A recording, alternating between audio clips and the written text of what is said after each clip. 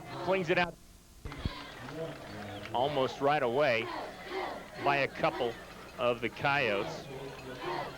Scott Larson, the defensive end, one of them in on that play. So, with 56 seconds left and a timeout to go, UNC back on offense leading 14-0.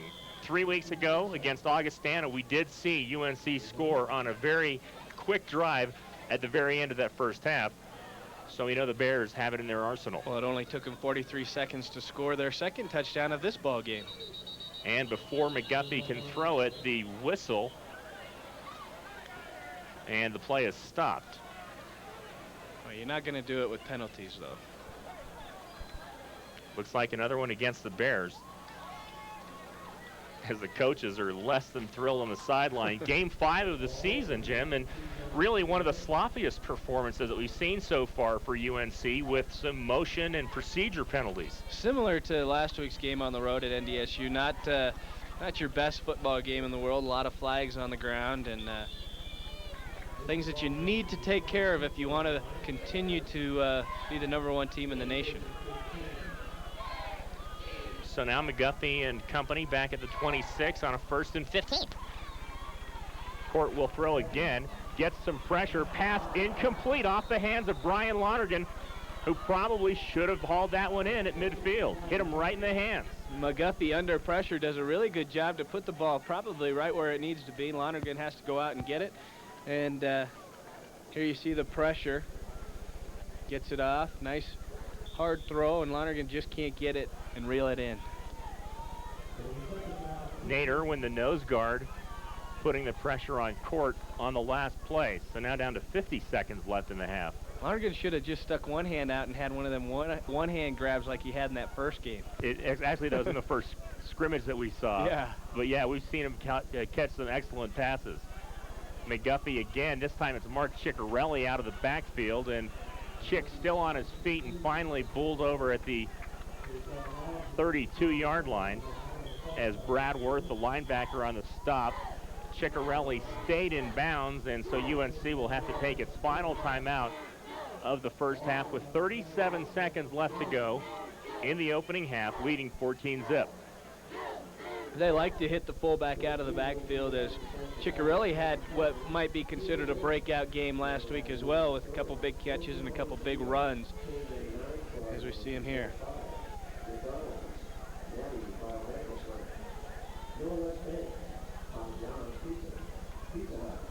No comments? I think that's what speech communication should do, is say, "Go Bears." Absolutely.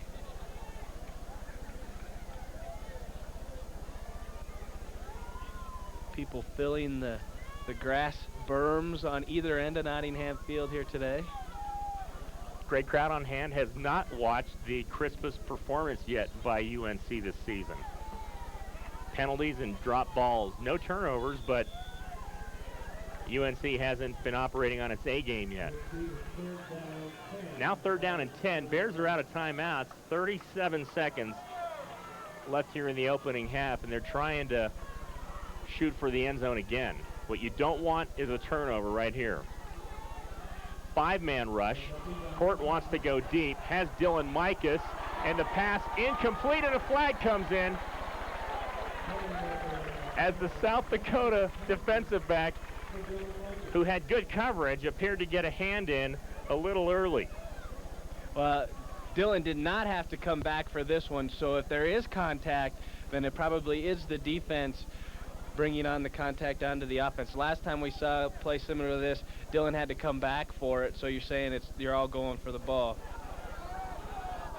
And it's not pass interference. What it is an eligible receiver. Apparently Mikas, my only guess is that Dylan went out of bounds and then came back in and made contact with the football. It was called by the line judge kind of far away, so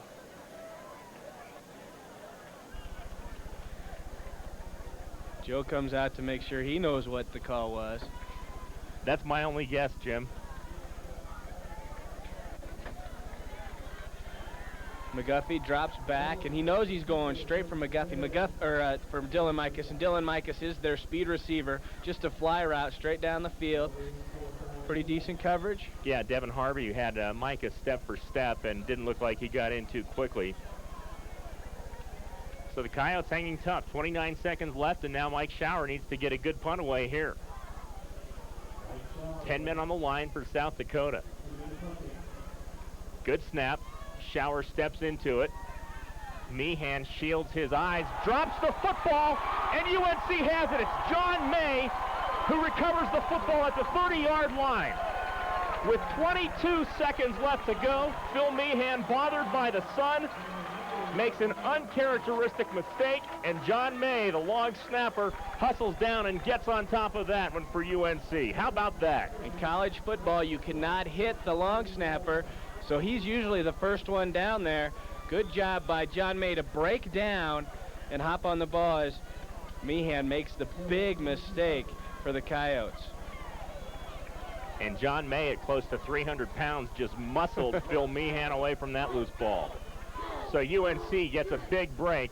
Let's see if they can capitalize. McGuffey out. And again, Cliff Casco this time with his first career touchdown. The senior out of Hawaii, 30 yards on the strike from Court McGuffey, and UNC takes full advantage of the turnover. McGuffey goes right for Casco. It almost looks like Casco is just going to relax and let it go over his head, and boom, right into his hands it goes. Nice concentration. What a great core of wide receivers the Bears have. Super job by Cliff Casco. The frustration for the Coyotes reflected on the sideline. The jubilation for UNC reflected by Cliff Casco, the senior who gets his first ever career touchdown. Snap a little bit to the right, but Mike Schauer boots it up and through with 16 seconds left to go in the half. UNC has taken control 21-0, and there's Casco on the sidelines being mobbed by his teammates. Talk about going in at halftime on a positive note. Can't get too much more positive than that. Absolutely not. UNC, which had been struggling the second quarter after Micah's touchdown, so for the last 12 minutes or so of the quarter, really hadn't played very well. Execution had been sloppy. The Bears had been guilty of penalties, of dropped passes. They take advantage, though, of one South Dakota mistake, which is the fumble on the punt by Phil Meehan, a guy who you don't expect to do that if you're head coach Ron Rankin of South Dakota. And then in one fell swoop, it's McGuffey to Cliff Casco for the touchdown. That's what happens when you make mistakes against a very, very good football team. That is absolutely right. South Dakota knew coming in here that they had zero margin for error. They got away with one interception earlier in the half, but not with that fumble. And Schauer will squib the kick, and it's picked up by Darren Smith at his own 15 and shoved out of bounds at about the 33-yard line with only 10 seconds left to go here in the first half. Cliff Casco, the senior, sure he's feeling pretty good right about now. First touchdown of his long career here at UNC. Drops back in the corner, just does a good job at concentrating and getting to the ball. It really didn't look like he was going to get to it at first, but McGuffey just hangs it up in the air and lets him run underneath it. Martin now under center again, and Meehan in motion, and it'll be Jamel White on the handoff. Struggles out across the 35, and neither team going to try to stop the clock. UNC out of timeouts, and South Dakota will head dejectedly back to its own locker room. After one half of play here at homecoming, the #1 team in the country not doing it with much glamour, but leading over South Dakota 21-0.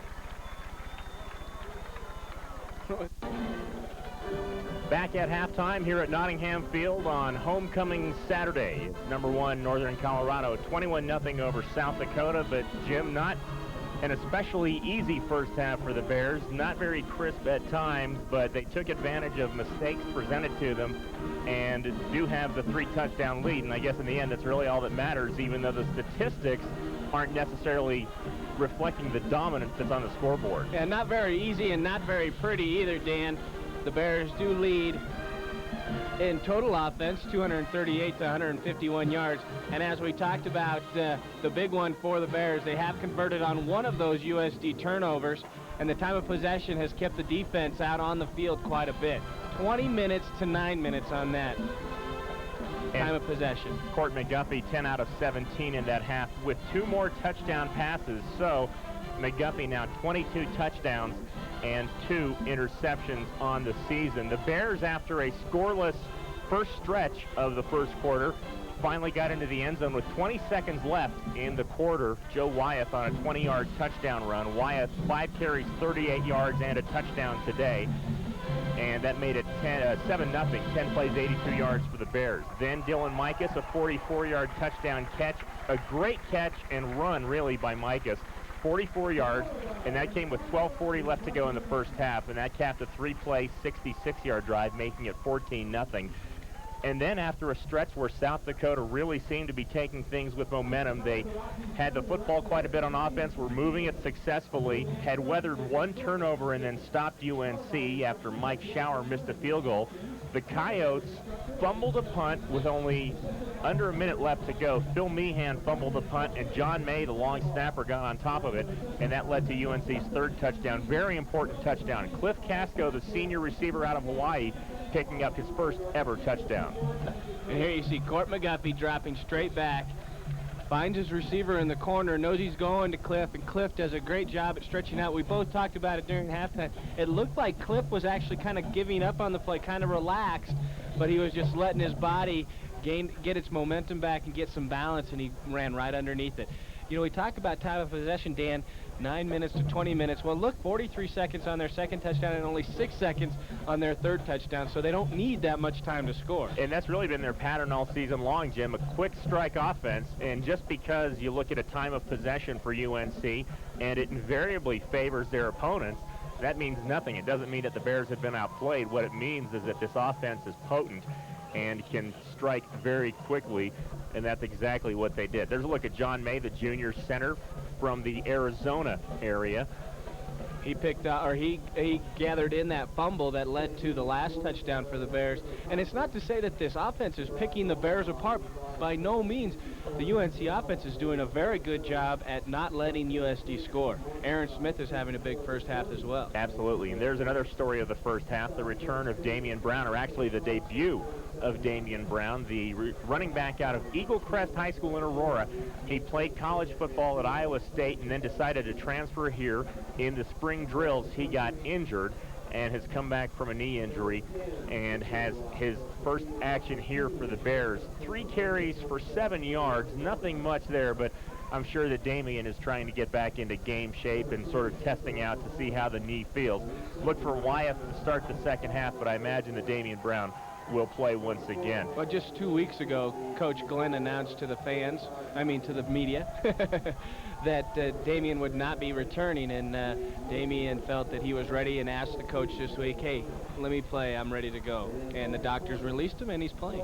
One bugaboo for the Bears statistically, Jim, is under the penalty. 6 for 45 yards for UNC, only 1 for 5 yards for South Dakota. So the Coyotes have played well in that side of things, although they did pay for the turnover late in that first half on the fumbled punt by Phil Meehan. Boy, 6 for 45 though in the 6th game of the season. I'm sure the coaches were hoping for a crisper execution from their team. Absolutely. I'm sure that they would really like the execution to be just about perfect right now with this team. But I'm sure they'll have a little bit more time to work on it, but they don't want to make any more mistakes. Give credit to running back Phil Meehan and quarterback Peter Martin for playing pretty good for the USD offense right now. They're both having very good ball games. Meehan, 28 yards, not a whole lot. You'd think he'd have more, but he's only carried it 4 times, averaging 7 yards a carry, which isn't too bad. And Martin is 9 for 16 for 75 yards with a long of 15. We're set for the second half as Adam Hicks will kick things off. And to open the third quarter, UNC will go from south to north. It is Mikas and Joe Wyeth to receive as the kick by Hicks goes out of bounds, and Dillon caught it out of bounds, and so UNC has the option to take over at the 35-yard line. That's the kind of scary play there. If Micus would have caught the ball inbounds and he would have gotten possession and ran out of bounds, it would have been down right there. But he did catch the ball clearly out of bounds. And I think he knew what he was doing also. I was wondering the same thing during the kick, but I think that Dillon knew that he was out of bounds when he made that catch. Court McGuffey, the junior, back out to lead the Bears. And look at these numbers coming into today's game. 265 yards a game and a pass efficiency rating of 198, which is almost out of this world. And a lot of that has to do with the pass completion as well as the touchdown to interception ratio.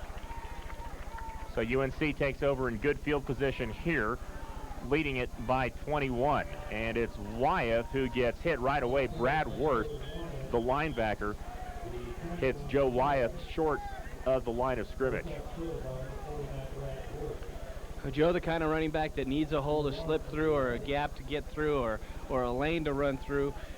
Sometimes he won't, he's not going to create lanes on his own. Doesn't have the size to bowl people over. 5'9", 192 pounds.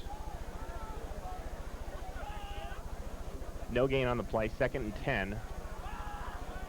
As we're just underway, Wyeth now the lone setback behind McGuffey, and Court will option to the right side and has a lot of real estate. Gets a block downfield, still on his feet at the 30-yard line, but a flag is down back at the UNC 43-yard line. And the way the Bears are responding, it looks like this one's going to come back. That's the second time, if this is a penalty against UNC, that McGuffey has had a long run negated by the foul. Well, we talked about it during the half, and you just can't have these kind of mistakes, especially when they bring back plays like this that really give your offense momentum, and then you just bring it right back. McGuffey showing good speed on that play, getting up the sideline and getting a big gain before it's brought back because of the holding call. Couldn't really pinpoint it on the replay, but not that this has anything to do with it. Tate will come in and Colin Runge will come to the bench. Sometimes that's a sign that you did something wrong. Brett Harvey catches him on the sideline and confers. So the penalty on 2nd down marked off from the spot once again, and it'll be a couple of yards back from where the Bears began. So it's 2nd down and 12 now, and a different formation here is Brian Applewhite, the fullback, back into the game. McGuffey will pass in all sorts of trouble, and he is dropped right away. Derek Borchers, among others, got in there and stuffed McGuffey. That play looked doomed from the start. It looked like Brian Applewhite was kind of creeping forward first of all, and then nobody blocking Borchers and Chatham. I don't exactly know what they were trying to do on that one. It did look like it was botched from the beginning.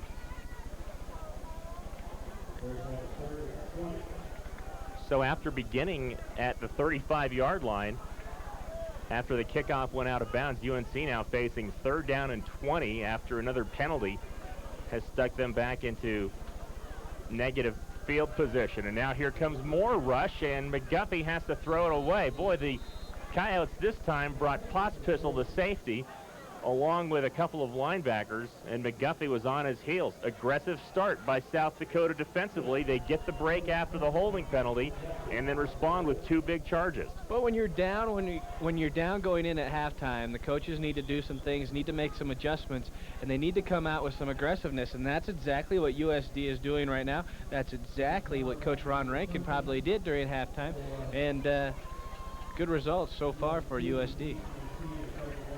And the sloppiness continues for Northern Colorado. 4th and 20, and Mike Schauer on again to punt. And this time, Schauer, feeling pressure, does a great job to get away from an upback, and Meehan feels it at the 36-yard line. Mike Schauer with a heads-up play, juked his way past Lamont Koch, and that play saved UNC a blocked kick because he was going to get stuffed if he hadn't sidestepped the rusher. Absolutely. Here you see it. Nice head fake right there, just enough to let the guy run right by him, and then he gets off probably one of his better punts of the day. Well, one of the topics before the season started was, would Mike Schauer be able to do the things as a punter that Dirk Johnson did? We haven't seen Mike run like Dirk used to, but he made a heads-up play that time to save a block. Now Squire on the pitch as 2 flags come in, and Nolan Easton was getting gridlocked by Phil Meehan. That's got to be a hold against South Dakota. I was just about to say nice inside block by Phil Meehan, and then I saw him have a whole fist of jersey on Nolan Easton. You saw Phil complete the bow tie and exactly tie Nolan up in knots. That's really the first big penalty that we've seen so far against South Dakota today. Kickers lead a lonely life, don't they, Jim? But Mike's getting some congratulations after that heads-up play. The redshirt freshmen are usually the kicker's best friend.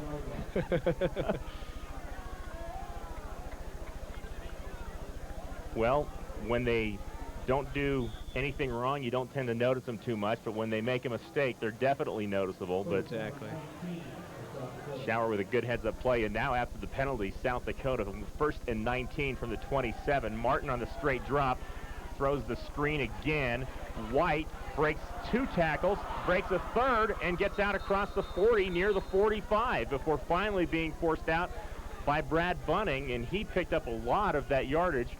It'll be 2nd down and short. What a strong run by Jamil White. He really took a couple of hits, and Bears didn't wrap up, and he just kept running, kept his legs moving. Nice play call by USD. Some pretty good blocking up front, but really, White's the guy who made this happen. Easton with the missed tackle there.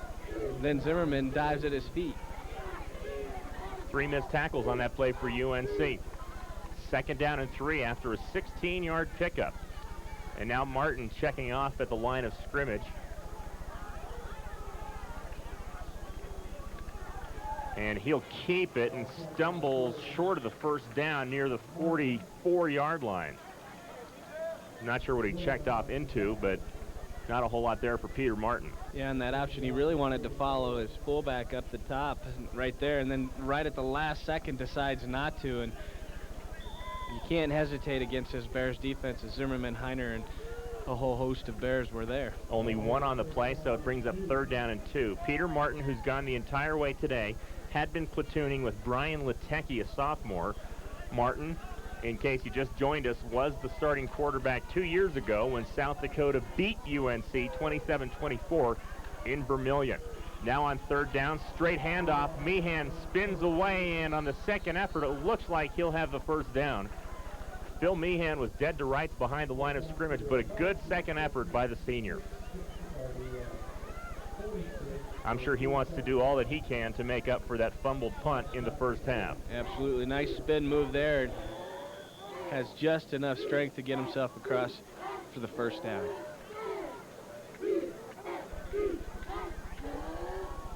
So 1st and 10 for South Dakota. And this time Meehan pays for the price of catching that ball over the middle as he gets blasted almost right away. Right across the middle. Meehan, the only place to go for Martin is right across the middle, and then Heiner gives him the shot. Good job by Meehan to reel that thing in. Absolutely. To make the catch. That's the kind of tackle that separates back from ball. Sometimes body parts. 2 on the play, 2nd down and 8. Martin, pump fake, and the Bears bite, but he misses his receiver. He had a wide open Jeremiah Charleston. That would have been 6 points easily as Shad Morlock bit on the pump fake, but somehow Martin overthrew the wide open receiver. Button hook route, great route run by Charleston, and a great fake by Martin. He just overthrows the receiver. That's one of those mistakes you cannot afford to make when you play the #1 team in the country. That just frustrates your offensive coordinator. So 3rd down and 8.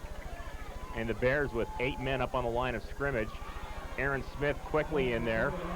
And he hits Martin from behind, fumbles the football, and Squire jumps on top of it. That is sack number 3 today for Aaron Smith, who continues to dominate in this game. Aaron Smith coming full bore right at Peter Martin's back. I mean, he was going full bore, rolling to his right. You see Aaron just tracking him in, bringing him in the sights, and just comes in him shoulder first. Wow. And a good job by Aaron to go in shoulder first and not get a penalty for putting his helmet in his back. Sometimes that's kind of easy to do. 4th down and 16 now, back at the 41. And Leuenberger on to punt. He averaged 33 yards a kick in the first half. And the Bears have 9 men on the line of scrimmage. Here comes pressure. Leuenberger gets it off. High, spiraling. Micus takes it on the run. And not much there as he gets out across the 20-yard line, and that's where UNC will take over. With 9:45 left to go in the third quarter, leading 21-0. There's a good look at Dillon. Looks like he made some helmet contact with one of the Coyotes. Somebody's getting hit hard out there. Mike is doing a really good job at looking the ball all the way into his hands. He dropped one against NDSU last week, and he coaches and he does not want. They want to make sure he doesn't do it again. Yep, and he hasn't. He's normally maybe one of the most sure-handed Bears aside from Keith Grable, who has great hands. And that's Grable in motion to the far side on 1st down. Wyeth on the carry and strung out and not allowed there. He'll lose yardage. Good pursuit. Lee Bungie on the stop, one of the defensive linemen for the Coyotes. South Dakota's come out here a little bit fired up in the second half and really have played pretty well the entire game. Some big plays they've given up, a fumble punt that led to a touchdown, but have done a pretty nice job. Wyeth loses a couple on the play, 2nd and 12.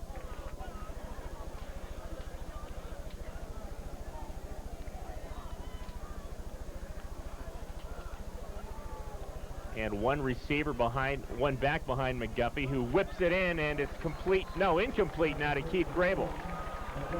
The umpire comes in and makes the call, and Keith unhappy with that call as he had yardage near the 1st down. Fans now starting to voice their displeasure. There's a look at Keith's statistics. Has scored 6 touchdowns on the season, but apparently he couldn't haul that one in. Lots of pressure in the backfield again. And Joe Glenn unhappy again. So it's 3rd down and 12 for the Bears, who haven't done a lot offensively here in the second half. They've had one big play nullified by a penalty. And out of the shotgun, here comes the pressure. Pass knocked away, incomplete, and a flag comes in late. Pospisil covering Hank Moody. But hold everything, Pospisil might get called for the penalty. Pospisil looked to have good coverage from his safety position, and they are going to call him on the foul. Boy, that's a tough one. It looked like he was right over the back, came over with his free hand. Well, we have a limited view of the replay, and it sure didn't show the whole thing, but the parts that we saw looked like it was a very good play by Jared Pospisil. Well, the Bears finally on the positive side of a penalty. You know, if I was a more cynical person, I might say that was a makeup call for the previous call and the incompletion to Keith Grable, but we know that officials don't do things like that. Exactly. It gives UNC a 1st down. Now we're having all sorts of problems spotting the ball.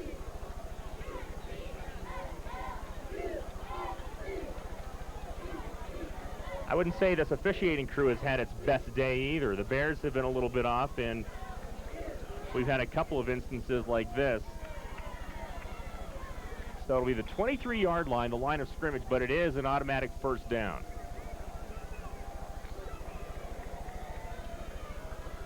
.8:52 left, third quarter. Bears on top 21-0. Hasn't been a great performance, but UNC doing what it needs to do.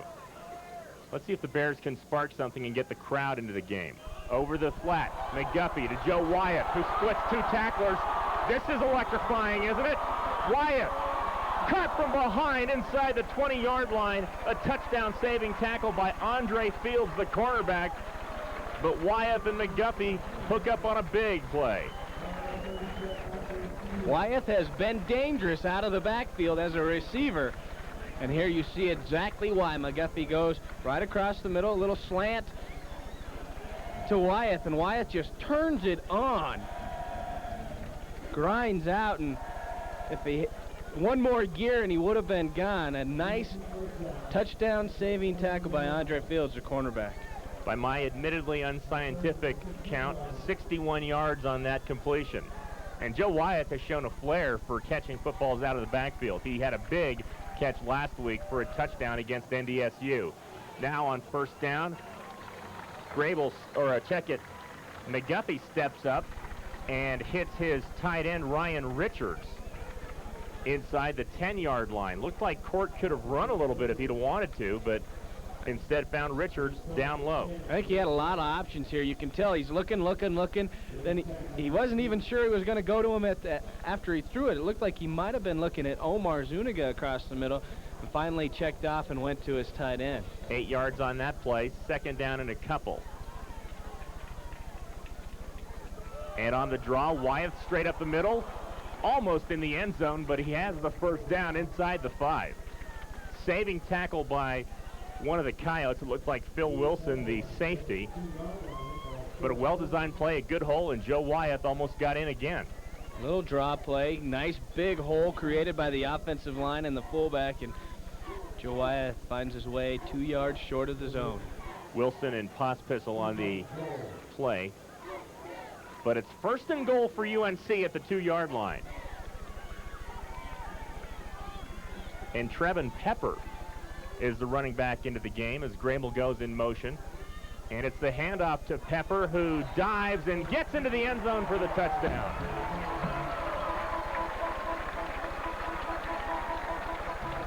For Trevin Pepper, the freshman out of Sangre de Cristo High School, it's his 3rd rushing touchdown of the season on a 2-yarder. The former 8-man quarterback from Sangre de Cristo turned tailback this fall, gets in for the touchdown. Nice power run right up the middle. And the Bears go up 27-0. And really, UNC took advantage of that pass interference call on 3rd down by striking in just 3 plays. And now the point after is blocked, and South Dakota can get a couple of points if the Coyotes can stick this one in the end zone. And the man still on his feet, now finally brought down by Court McGuffey, the quarterback. Andre Fields, the corner, had room but could not punch that one in. So the kick is blocked, and it's 27-0. So Court will be in the defensive statistics as well. That's right, with a tackle. With 7:09 left to go here, 3rd quarter, as that's the first glitch for UNC. We'll take a timeout and come back after this. On top, 27-0 in the 3rd quarter. Bears had a little excitement on the point after try, blocked, and Andre Fields nearly ran it into the end zone, which would have meant 2 points for South Dakota. Shower kicks off, and Phil Meehan takes it inside his 10 and gets out across the 25-yard line before he is stopped there. Dylan Micus unhappy as he's got to get retaped. Well, you do it wrong just a little bit and you start getting cuts, and it's too tight and it just doesn't feel right, and you got to get that fixed. And the sooner the better, because that can be a nuisance, actually. Brian Martin still the quarterback, or Peter Martin, check that, still the quarterback. He has gone the entire way. Coyotes have platooned this season. Little trickery here as this one bound to go nowhere. And in all sorts of trouble and stopped, Darren Smith will get dropped for a loss. Bears really sniffed that one out well and stayed in their lanes. Late flag coming in from one of the back judges. The play just took way too long to develop. It was quite clear right from the outset that that was going to be a reverse. And Martin Jones, Jamie Heiner doing a good job at being in their spot, staying where they're supposed to be, and stopping the play.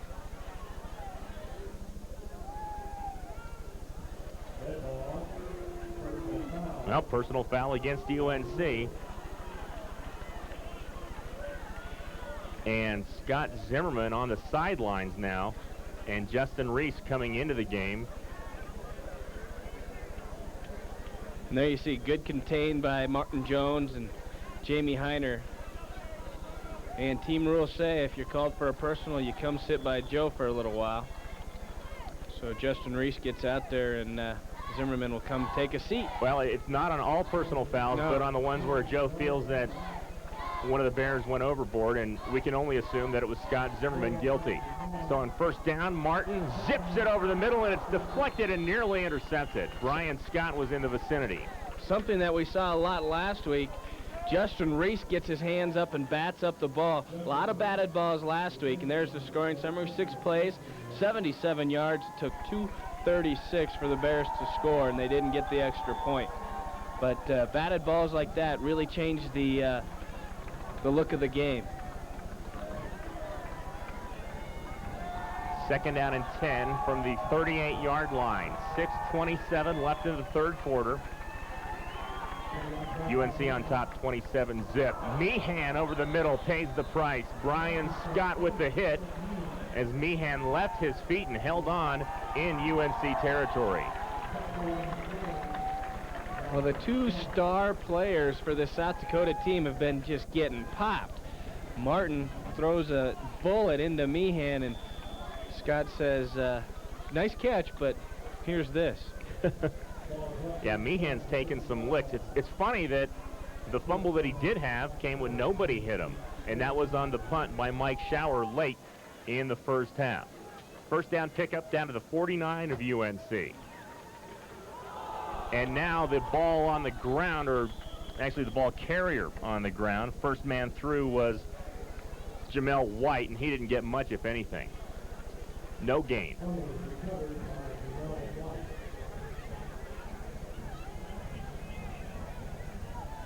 A quick handoff, and he did lose the ball and had to come back a long ways to get it. Yeah, lucky to get back on it. Mark Holte was there for UNC. So his fumble really blew that play up. 2nd and 10 now. And that's Squire in motion. And again, Aaron Smith all over Martin. Are you kidding me? I think that's number 4 on the day. I think I already used this one, but I got to use it again. Wow. Wow. Aaron Smith just busting through, not even allowing the option play to get going. And they know they're not going to go to that option right there. It almost looks like it's going to be a straight bootleg, and Aaron Smith is there so fast. Even in slow motion, he got there quick. What a game for Aaron.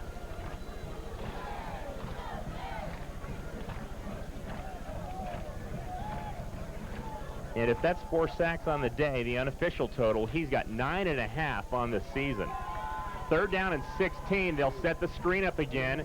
And here's Jamel White. Gets away from one man, but caught from behind. And it's Justin Lanham who makes the stop right around the original line of scrimmage. So after a personal foul penalty and a big play for a first down, the Coyotes get into UNC territory, but the drive stalls out.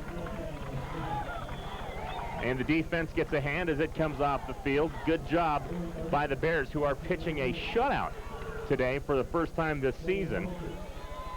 Or at least if they hold on, it would be their first one of the season. Joe Leuenberger back into punt again. A lot of discussion on the line of scrimmage. Play clock down to 2.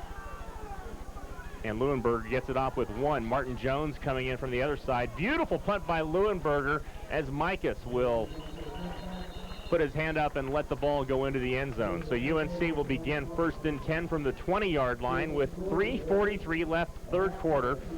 Bears on top comfortably in less than a stellar performance. You want to talk about stellar performances, let's talk about Aaron Smith and the way he's playing for his defense today. Yeah, Smitty's been great. Easily the best game I've seen him play this season.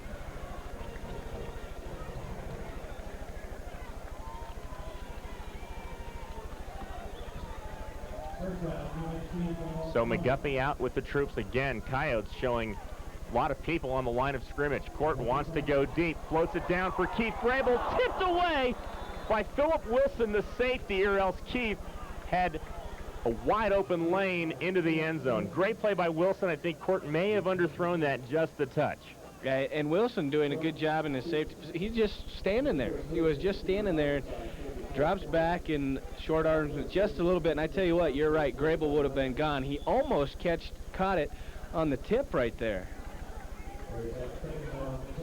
Damian Brown in at tailback for the Bears. And another look at Aaron Smith. Now Brown and Ciccarelli are split behind McGuffey. The Bears set the screen up, but that one is read very well and knocked away by one of the defensive linemen. Or check that, the linebacker, Brad Worth, 49. Read that play beautifully and stayed at home and knocked it away. Well, they really looked like they were going with a huge front up front coming after Court, and they actually stopped and came back and just plugged up that screen play.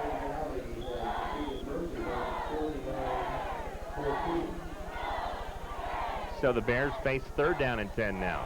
There's a look at some of the flavor of the homecoming crowd today. I'm terrible at estimates, but this may be the best crowd of the year so far, I would think, for UNC, which has had a couple around 6,000.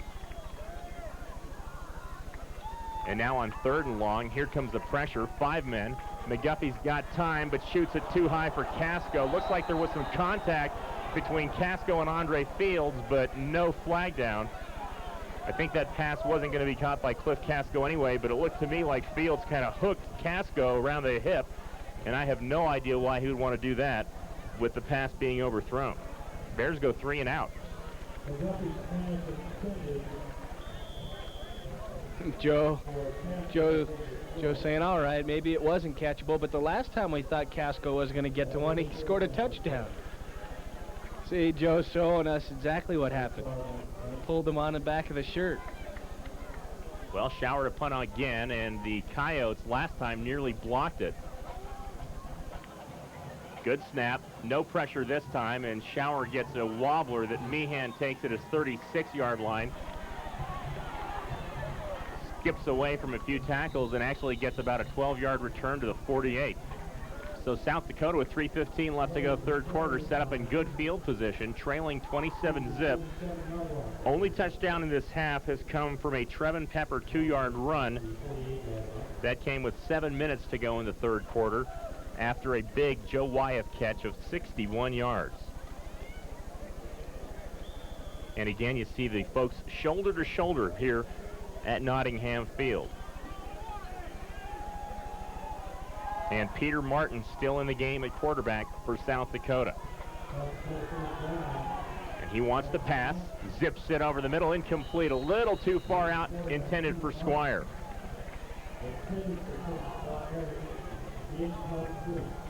Koval, Reese, and Heiner are the linebackers for the defense. And Squire just slipped underneath the coverage. The linebackers seem to have their guys covered, and the cornerbacks and everybody else seem to have their guys covered, but they had one extra guy just slip underneath in the seam. Luckily for the Bears, they couldn't get the pass completed. 2nd and 10. And again a pass, this time Martin with good protection, and Squire wide open has the 1st down inside the 35. Martin Jones makes the stop, but Squire got away from his man and has a good pickup. Again, they send everybody out, so everybody's got to be covered, and they just leave some open spots, and you can't cover everybody if there's not enough guys to cover them. Right across the middle, rifle arm from Martin, and Squire's open underneath. 19 on the pickup, really one of the few times that Peter Martin has had the time to throw, as he's been harassed a lot by Aaron Smith and company. Now on a 1st down, it's the up back, that's Jamel White, who has a good carry inside the 20, and that's good for another 1st down. That's the play that White fumbled on just a series ago, but that time he held on and burst through for a good pickup. Well, you don't want to have a letdown now. You want to keep playing hard, keep playing aggressive. And I don't think that this defense will let you get anything unless you earn it.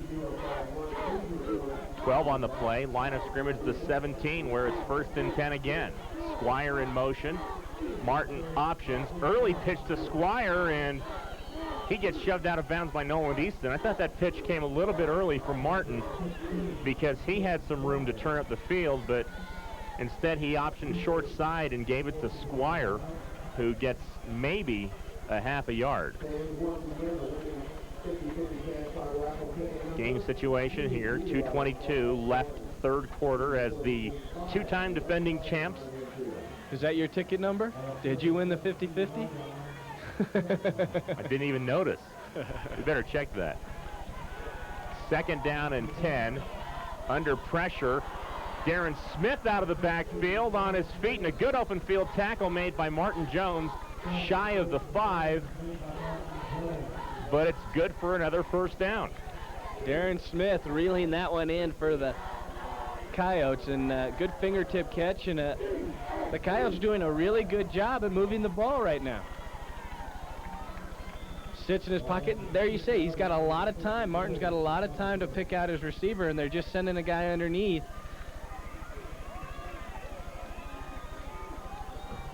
And catching the Bears in a soft spot. First and goal from the 6. South Dakota trying to punch it in for the first time today. And the up man gets nothing, as the Bears quickly on top of Jamel White.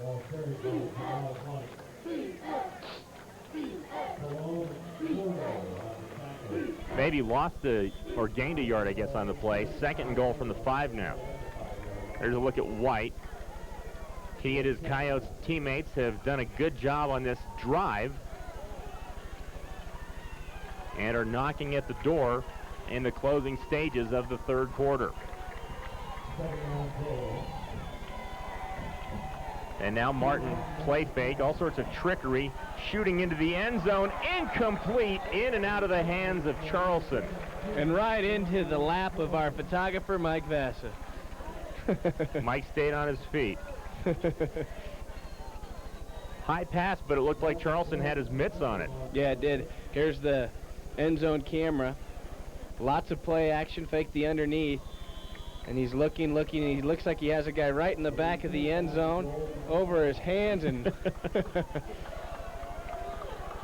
submit that one to NFL Films. Absolutely. Third and goal from the 5 now. Minute 11 left to go, third quarter. That's Squire in motion, and Martin will roll out to the left and has his man in and out of the hand. Squire had it, got a hit, and dropped the football for the incompletion. Brings up fourth down. Credit the hard-hitting defensive backs from UNC, coming up big with some big hits 2 times. UNC looks to have been scored upon, and 2 times they come up with the big play. Brian Scott in there as well. Brian Scott and Martin Jones on the coverage. And even though his team down by 27, Ron Rankin sends out Adam Hicks for a field goal try, as this will be about a 22-yarder. Surprised they're not going for it here. Hicks gets it up and through with a minute exactly left to go, third quarter. So the shutout is gone, but the Coyotes don't come away with nearly enough. It's 27-3 in the third quarter. With all the so-called car deals these days, searching for just the right car deal can be very puzzling. But there is one car dealer in town that wants to make it easy on both you and your pocketbook. Because buying a new or used car shouldn't be a guessing game. Gent Chevrolet, the first and last word in automobile excellence.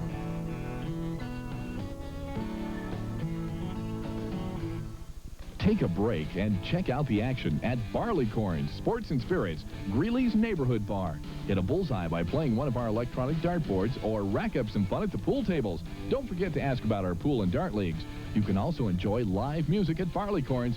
And college students, Barleycorns is the place to be on Wednesday nights for great draft specials. There's always something going on at Barleycorn Sports and Spirits, Greeley's Neighborhood Bar in the Willow Station behind the Cooper Twin Theaters. A record crowd of 7,135 on hand as UNC gives up the shutout, 27-3 now. Bears on top after the Hicks field goal. Micas bursts up the middle, but gets tripped up. In on the tackle, Andy Schmall, outside linebacker, makes a good special teams hit. 7,135. I told you I was no good at estimating crowds, but this one is an all-time record here at Nottingham Field. They're on the lawn, they're in the stands, they're everywhere. And they are watching the #1 team hold on to a 24-point lead in the closing stages of the third quarter. Here comes pressure, McGuffey to pass, and Richards, the tight end, out to the 35-yard line. That's good for a first down. And Court, I think, sensed pressure, and I think the Bears are getting a little more adjusted to the pressure coming from South Dakota that we've seen in this third quarter, as Court knew who the open man would be in that case. Yeah, Court doing a good job at reading the defense and finding his open receiver a little bit faster than they did in the first half. Clock stops with the first down, but now it starts. 45 seconds left in the third quarter.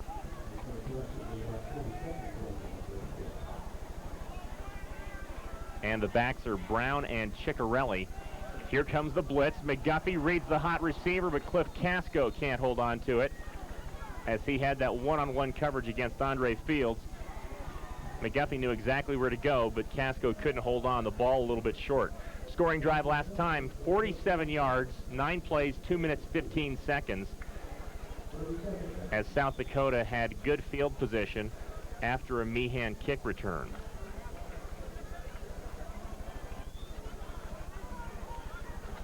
Second and 10 now, after the incompletion. Shadows starting to lengthen as the afternoon moves on.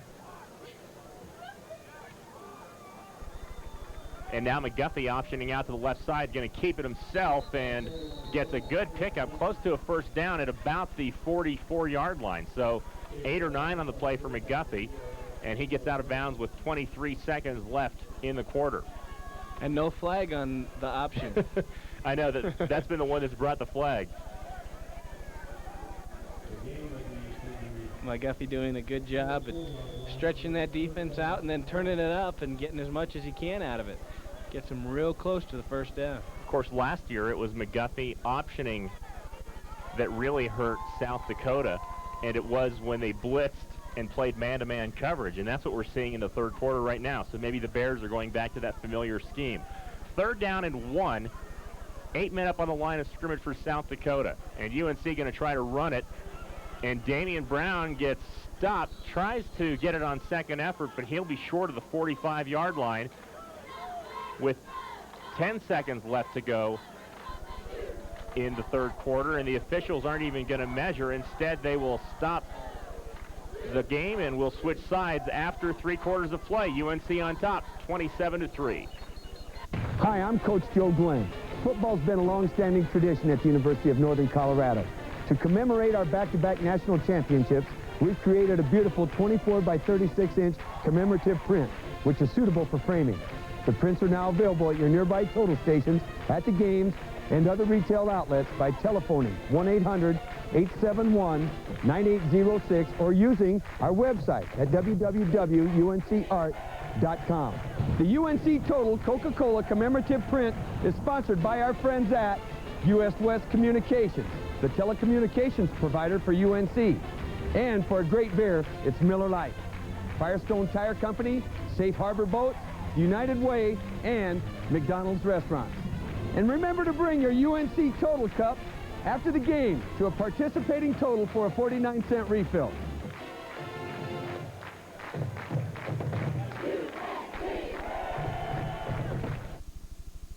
Hi, my name is Jim Fallis, and I'm the athletic director at University of Northern Colorado. And when it comes to local sports, regional sports, I watch TCI.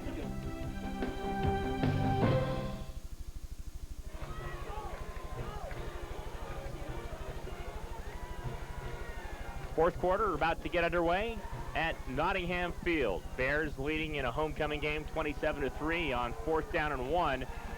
UNC's offense is still on the field. A little surprising, Jim. I wonder if UNC is maybe trying to send a message here that, hey, we know we haven't played great, but we are a good enough team that we can pick up a 4th down and short. Yeah, you know, sometimes I don't know why teams don't do this more. I mean, this should be an easy gain, an easy 1st down, and it does send a message, that's for sure, because not a lot of teams will do this. Well, of course, the thought is always there that the Bears might try to draw the Coyotes offside. Let's see if they actually have a play and run it. Play clock down to 8 now, and the Bears will run a play, and it's an option. McGuffey gets it, and he's in the open field down the left sideline. One man to beat. Court stays on his feet and gets down inside the 5-yard line. I think they got the 1st down on that one. And no flags. Ron Rankin probably having flashbacks to a year ago when McGuffey ran for 194 yards against his team. This is a very, very similar run to the ones that you saw Court do against USD last year. A huge gain, the option, he goes around the left side, turns on some speed, and he's just caught by Lamont Koch at the very inside the 5-yard line, drags him down, and Court still tries to get in from there. Down at the 1-yard line. 1st and goal from the 1 for the Bears. Ciccarelli and Damian Brown split behind McGuffey as he sends Keith Grable in motion. Now back to the near side. Play fake. Oh, pass deflected by Pospisil. Great play by the safety coming in because the Bears had a play lined up and they had a man open. But Pospisil broke that up. Good job by Pospisil to be in there at the right place at the right time. And like I said, batted balls will change the whole outlook of your offense. Absolutely. It gives the defense a big shot to take away a football, although that time there weren't really any Coyotes around the batted ball. So now 2nd and goal. The junior quarterback leads his team up to the line of scrimmage again. Lone setback is Brown. McGuffey fakes the pitch on the option and winds his way into the end zone for the touchdown. It was that early fake, I think, that opened up some room, Jim, and Court McGuffey runs it in. It really didn't look like there was anybody there to cover the quarterback on that option play. They had the fullback covered and they had the tailback covered, but Court ran in free. And there it is, touchdown Bears. So that drive came courtesy of Court McGuffey's legs, thank you, as he had the big gain down to the 1 and then ran it in. Showers kick, gets elevation. This time it's up and through. 14:40 left to go in this one, and UNC well in command, 34-3.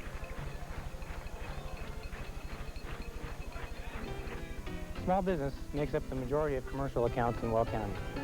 Each company is unique and often requires a specific finance program. At Community First, we're proud of the small business customers we have and the partnerships we have developed. Today, we can offer a complete financial package to anyone in business or wishing to start one. I'm Todd Flessman, loan officer. Proud things begin to happen when you bank at Community First. Proud things are happening at Community First. Brunswick Billiards, the world leader since 1845. Brunswick quality and Brunswick tradition have lasted for 153 years. The Rocky Mountain Pool Table Company offers over 100 Brunswick pool tables in stock, including recovering, repairing, moving, and restorations of pool tables. The Rocky Mountain Pool Table Company has everything for the game room, including bar stools, bar stools, bar stools. See Brett and Ron for your new Brunswick pool table and everything else for the game room. 6308 West 10th Street, Greeley. Your authorized Brunswick dealer for Northern Colorado and Wyoming. Mike Shower kicks it off, and he gets under this one all the way as now a slight breeze coming from the north to the south, and Phil Meehan lets it bounce through the end zone. So UNC answers the field goal by South Dakota with a touchdown, a Court McGuffey 1-yard touchdown run, and the Bears comfortably ahead in this one 34-3. Haven't been a crisp performance. I think we've touched on that a lot today, that the Bears haven't been especially sharp, but they are a good enough team that they can weather some mistakes and capitalize when they have to and have the 34-3 lead. And now Martin's pass goes through the hands of the intended receiver, Squire, and it's incomplete.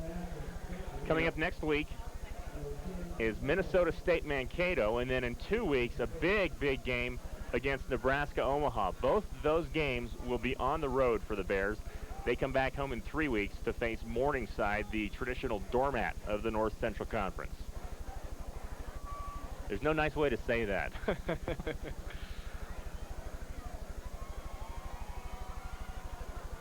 Now Martin quickly in and out of the huddle as the play clock is down to 10. And the Coyotes face a 2nd down and 10 from the 20, and now a flag blows that play up, and it looks like South Dakota got its signals crossed there and moved a little bit too early. Last drive for the Bears, capped by the McGuffey 1-yard run. Again, a quick strike for UNC, as we'll see in just a minute, but it only took about a minute 12 off the clock for the Bears. They don't have a lot of possession, but they go ahead and punch it in. 7 plays, 77 yards. And the defining play on this one is 4th down and short. We ask ourselves, do the Bears go for it? They do, and they get themselves inside the 5-yard line, and then Court takes it in from there. Yeah, McGuffey had about a 50-yard run on that play, somewhere in that vicinity. Penalty moves the ball back to the 15. 2nd down and 15, a procedure call against the Coyotes. Straight drop for Martin. Now steps up. Had a man open, Meehan, but it's way out of bounds, incomplete. Tough throw. He should have set up, but I tell you what, I'm sure he's not very likely to set up, a little bit afraid to set up because he knows that Aaron Smith is probably somewhere close by.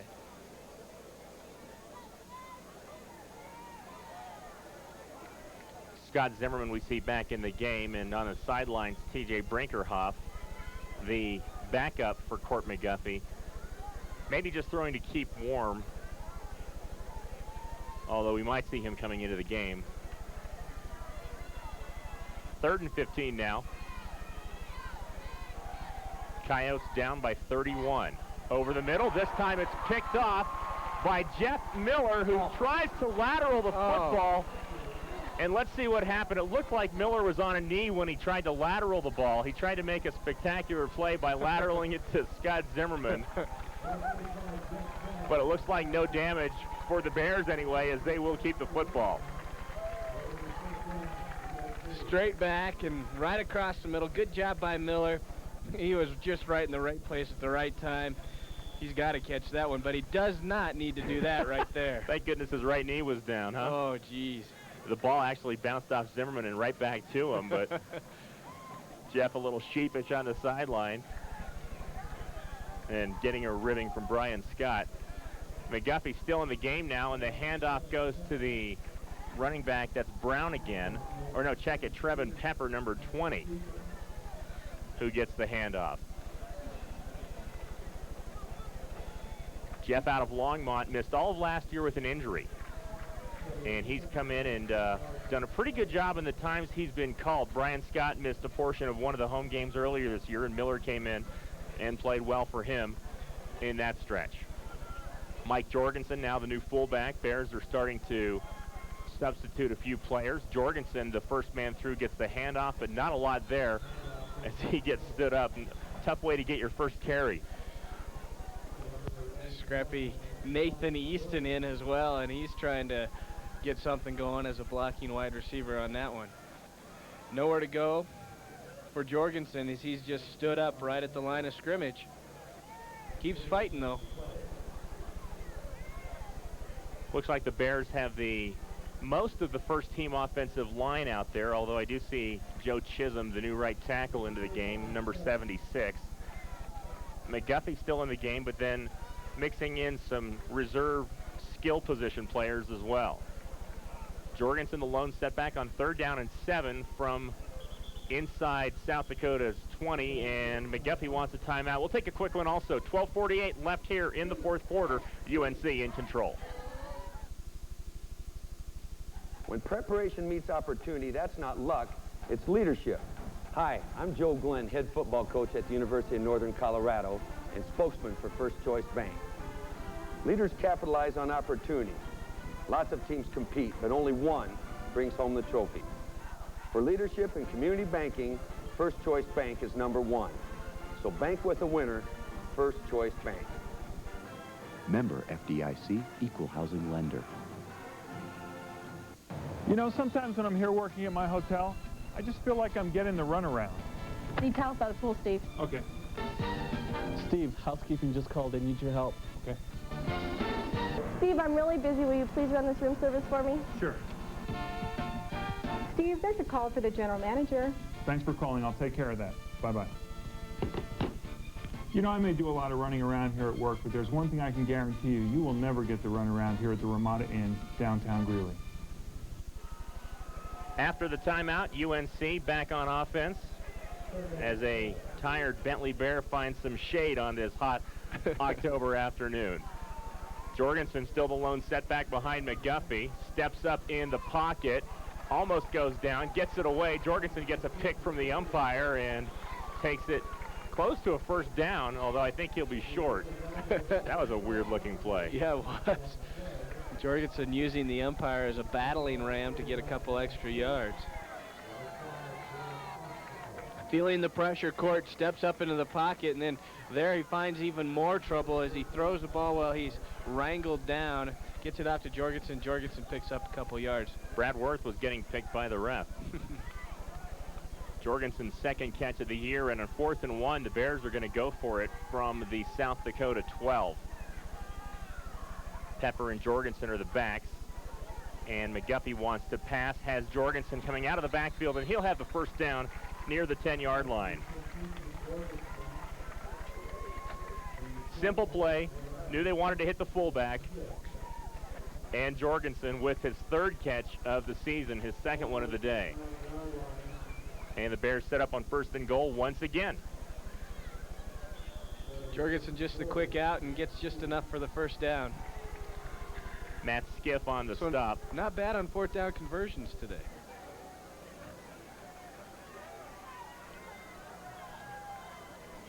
Colin Runge may have gotten a little bit banged up as he leaves and is replaced by Ryan Tate. McGuffey still in, sending Grable out in motion on 1st and goal. And Pepper, Trevin Pepper got hit hard as coming in for South Dakota. Zach Harris read that one very well.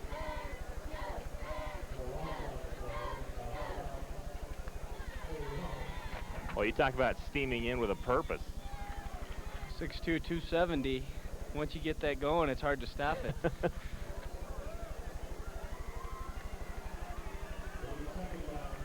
Trevin loses yardage, 2nd and goal now from the 12. Probably going to be the last series we'll see McGuffey in, even if the Bears don't score here, with 11 minutes left to go in this one, and UNC up by 31. Now McGuffey options out to the right side and splits a couple of men inside the 5-yard line. Little confusion on that play. He sent Jorgensen out wide right to act as the blocker. Court picks up about 8 yards on the carry. Don't know if I want to see McGuffey running the football with the Bears up by 31. I don't know if Kay wants to see that either, the offensive coordinator, Kay Dalton. This kid's tough, and he'll be all right. So now 3rd down and goal from the 4. Nearing the 10-minute mark left in this one. UNC going to win its 16th consecutive game. That would tie a school record. That's Hank Moody in motion to the left, and McGuffey to throw again. This time it's Moody with the catch, and he leans towards the goal line, but no signal from the official standing right in front of the end zone as Moody comes up limping, and he'll be marked just short. Well, you could not have a better view than the side judge did there. Nice tight spiral to Moody, and goes for the second effort, and it looks like he was close, and that's where they'll be, is close. That's all they'll get is close. 4th down and inches, and McGuffey behind center. Didn't get a great surge, and we don't have a signal yet. I don't think they're going to let him have it this time either. Nope. Coyotes stopped the Bears for no gain because that's about what they would have had to do. That ball was about 6 inches away from the goal line. South Dakota will take over on the change of possession. And you see the UNC defense coming on and a lot of reserves now into the game for the Bears. Well, the Coyotes stopped UNC, but at this point, with only 9:45 to go, down by 31, pretty immaterial. End zone shot shows that Peter Martin doesn't have a lot of room to operate and doesn't get helped out by one of his linemen. Per Ostrom, the guard, moved first. How do you mark off a spot from this 6-inch line? Well, that's where you bring in the ruler. Not the chains, but the ruler? The ruler. Kunta Duncan, number 4 on the screen. George Smith, Chris Coble. Some of the reserves in the game now. It looks like the first team is done for the day. Kevin Corson, Brian Griffin, and Tony Lee in the backfield. Along with Nathan Rice, who's the nickel back. So now on 1st and 10 again. And nothing doing up the middle. Well, you know who hasn't scored in this game for the Bears? The defense. Or the special teams, that's right. As they had done in each of the first 5 games. So this is prime scoring territory right here for the defense, isn't it? Absolutely, I would think so, even if it's a safety. Yeah, that's pretty uncanny that the Bears have that streak going where from game 1 through game 5, Nathan Rice, Martin Jones, Jamie Heiner, Nolan Easton, and Shad Morlock have all scored touchdowns.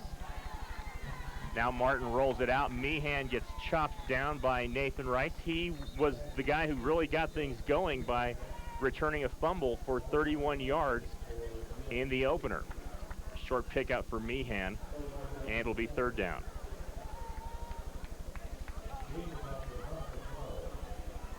Of course, last week, it was a big touchdown for Shad Morlock.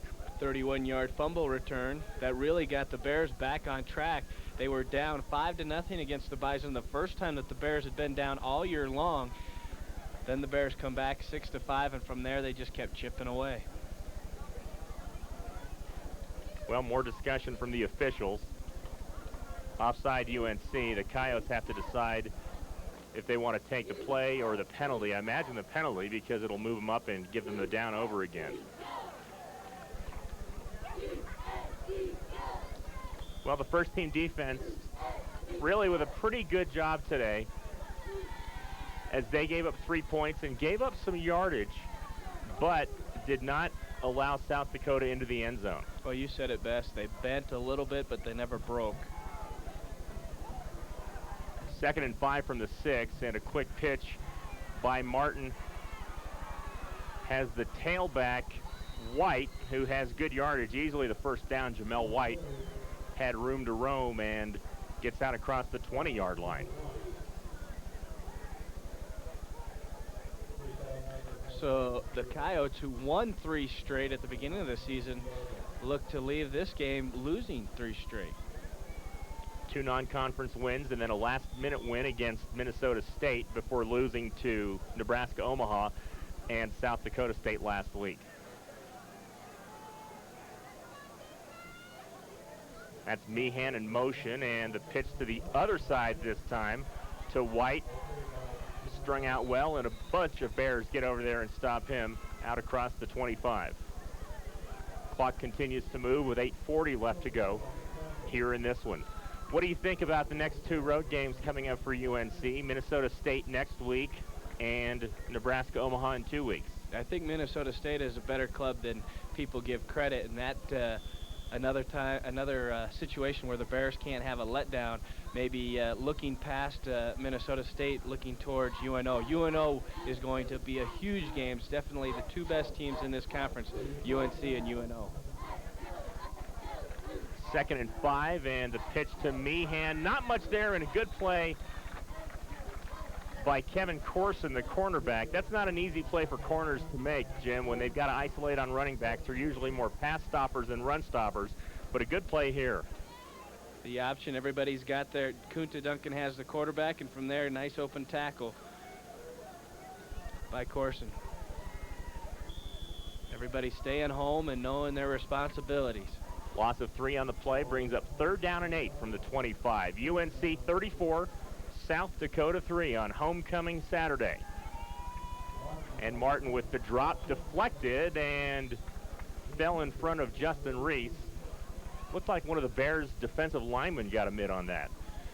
But you talk about the Bears being on the road, and these coaches just are so ecstatic about how these kids handle themselves. They're so mature on the road.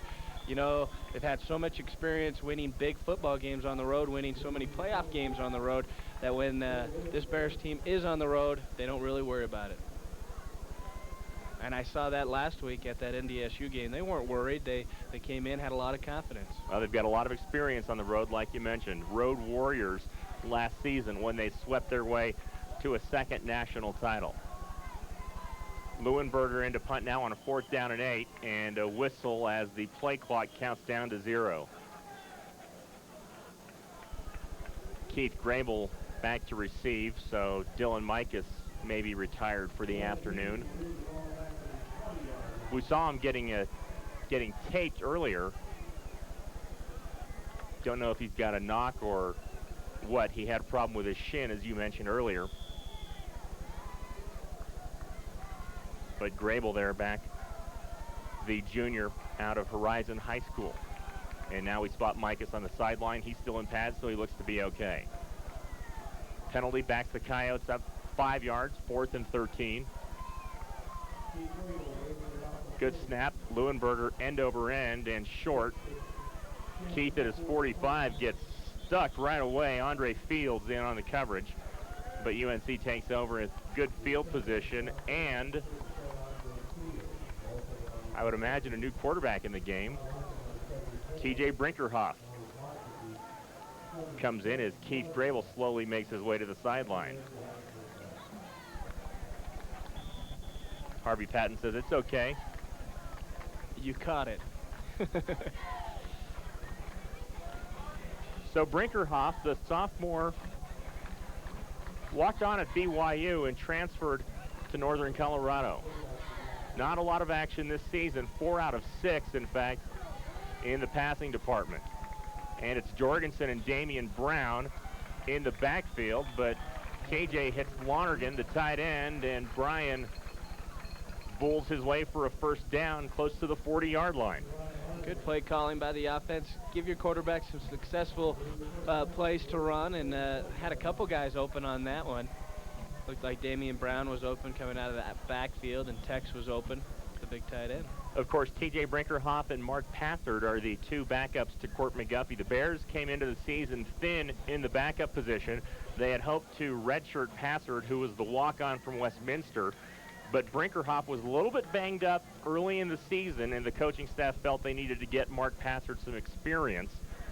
And so that's why there are 2 backups now to Court McGuffey. Moody, the tight end, goes in motion, and the pass intended for Ryan Taylor, short and wide, incomplete. There's a look at Taylor, who played a little bit in the first 2 games of the season, the blowout wins against Adams State and Western State. And he has a couple of catches and a touchdown on the season. And the offensive line looks to be completely new as well. Ted Finnan at right tackle, number 52. Brian Tate. Mark Jeffries.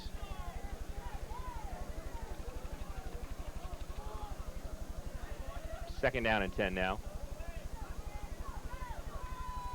And it's the handoff to Damian Brown, cuts back against traffic, but gets stopped up after a short gain. Philip Wilson on the tackle. Looks like on the offensive line, Jim, the only starter still in is Ryan Burkholder, and he moves over from left tackle to center. Last year as a freshman, Burkholder was the Bears' utility offensive lineman, and with an injury to Justin Noyes a couple of home games ago, the Bears don't really have a backup center to play behind John May. So Burkholder gets that duty as he stays into the game. And Steve Cotham is the other offensive lineman up there for the Bears. 4 yards on the play, 3rd down and 6.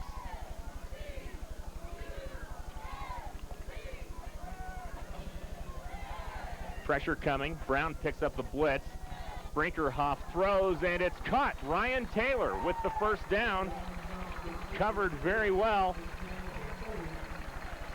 by Andre Fields, but Taylor had the position, and Brinkerhoff zipped it in. Yeah, really nice play, really nice throw by Brinkerhoff. He avoids it, and then he gives a low, short, zipping pass just about where you want it, because you don't want that cornerback to be able to come up and run up and intercept you. We were talking about Burkholder. Coaches think that he may be one of the best linemen to ever play here at UNC. Lots of talent. Real good pedigree, was an excellent wrestler at Grand Junction, had an injury that kept him out of school for a year, and then was able to redshirt a couple of seasons ago, and has moved his way into the starting lineup. Now Brinkerhoff with a lot of room, gets away from one man Worth inside the 10-yard line down to the 5. Brink looks like the kind of quarterback that you might want to slide, but he's not going to do it. He puts his shoulder down. He gets a nice gain that time on a broken up play, steps up in the pocket and avoids the pressure. Smile on his face as it's probably been a long time since TJ's had a lot of action like that. Absolutely. Steps up to avoid the pressure and sees all that lawn in front of him and says, I might as well run it. And even tucks it underneath the right arm. That's good. Make sure that he doesn't fumble it. So the gain down to the 5, first and goal. UNC looking to get into the 40s here as they lead it 34-3. And Brinkerhoff, look out from behind. He's dropped but holds on to the football. Jared Pospisil, a guy who we have called a lot. Coming into the game, we knew that Pospisil was one of the leading tacklers on this team, along with Philip Wilson, and these are two very good safeties playing on a so-so defense. From the backside, they get there fast, and Brink doesn't even have a chance. Loss all the way back to the 14, a 9-yard loss on that one. Clock continues to move now with 4:50 and counting. After the game, we'll talk to head coach Joe Glenn and try to talk to one of the Bears players. Absolutely. We'll see what we can do. You always seem to do it, Jim. Now the play clock down to 0, and UNC doesn't get the play off. Delay of game against the Bears. Well, I guess coming away from this game, despite the inconsistency and despite some of the sloppy play for UNC, the bottom line is the Bears get a win, and really, when you look at the scoreboard, a pretty convincing win. 34-3 right now in a game where certainly UNC did not play its best, but you can say that about the past couple of weeks. UNC has maybe plateaued a little bit, hit some rough spots, some execution problems, some penalty problems, some dropped footballs, but still you look up 34-3. I think that says that this team is pretty good. Now the penalty moves the Bears back to the 19. Brinkerhoff now dropped again, and this time it's Zach Harris. We saw him earlier drill Trevin Pepper, and this time Harris came in. Well, you know, and it gives your coaches something to do each week. You know, you know that you need to get better every week, and you go into a game against UNO and you think you're perfect and you think you don't do anything wrong. Well, then you get overconfident. This way, the Bears know that they still have to prove their worth in this conference. But they do need to get some things straightened out. These penalties are too much. The little things they still need to work out. Absolutely. Well, the Bears had it first and goal at the 5 just a couple plays ago. Third and goal from the 26 now.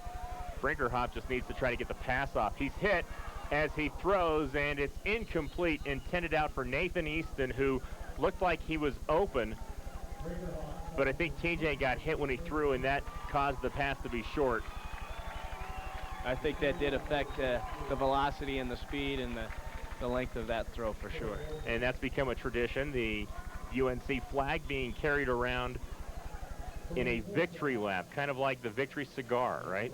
Sure. Do you think you could make it all the way around? Are you kidding me? On your back, maybe.